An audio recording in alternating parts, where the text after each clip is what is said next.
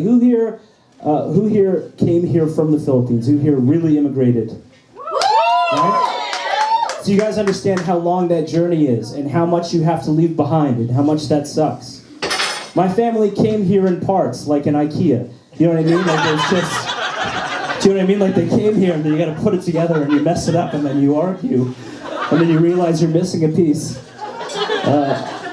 When I was 9 years old, my mother had told me that I had a brother in the Philippines that I had never met. Think about that, having a part of your family that you've never met in a country. That's pretty wild, right? But soon came the internet, where you could talk to these people, and my brother added me on Facebook. He added me on Facebook, and we started talking, and I developed a relationship with him. Until a few years ago, he passed away. He passed away, and I remember it was a very sad time. I had to go home to see my mother and, make sure the family was together. She was crying in the living room. And I asked her, I said, "Mom, are you okay? Is everything okay? Is there anything I can do for you?"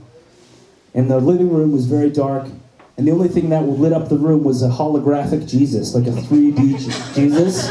You know, like the Jesus that follows you around? Like, I already feel guilty enough. The 3D Jesus.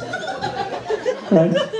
I'm talking to my mother about it, and she's like, "Everything okay? Is everything all right?" My mother lets the silence eat the room, and she looks at me, she says, "It's okay, Joseph. Everything is fine, Joseph. He's with us. He's watching over us. He's going to be our guardian angel.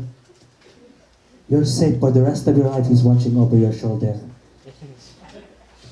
I told her, "Mom, you don't understand. You left this kid in the Philippines. Like, if he's dead, he's probably going to come back as a poltergeist. You know what I mean? Like, he's going to be rearranging your furniture and breaking your plateware for the rest of your life." But here's the thing, here's the wildest thing about this story, is the next day I was all sad that I had lost the brother I never met, and I went on my phone and I was checking my messages and I saw that he was online. And I'm twisted, do you understand? I messed up, so obviously I sent my dead brother a message just to see what happens, right? 'Cause I thought maybe he just left his Facebook on at work or whatever, right? I messaged him, like, "Hey man, what's up? I wish you never died and I wish I could meet you." And then out of nowhere, those 3 dots appear. Boop, boop, boop, boop, as if somebody's typing a message. And I'm like, no way! No way! What's going on? And it's him. Yeah, it's him. He sends me a message. He says, I'm sorry. I just thought that if I paid my debt, then I would send money to the money market and I would be okay." So, ladies and gentlemen, do us a favor. If you're going to move over here or move anywhere, bring your whole family with you. It's a lot easier. I love you, everybody. Have a happy holidays.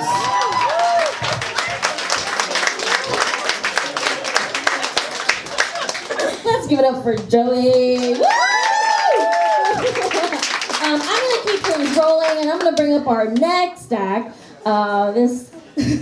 This lady, she's so good. The last time we did a comedy, I said I would keep things rolling. Anyway, I'm halfway through this. So the last time we did the Tawa Festival, she was like, "I'm in the middle of a pregnancy scare." She was 6 months pregnant. But anyway, has since given birth, and I'm so happy to see her back on stage. Let's give it up for Carolina.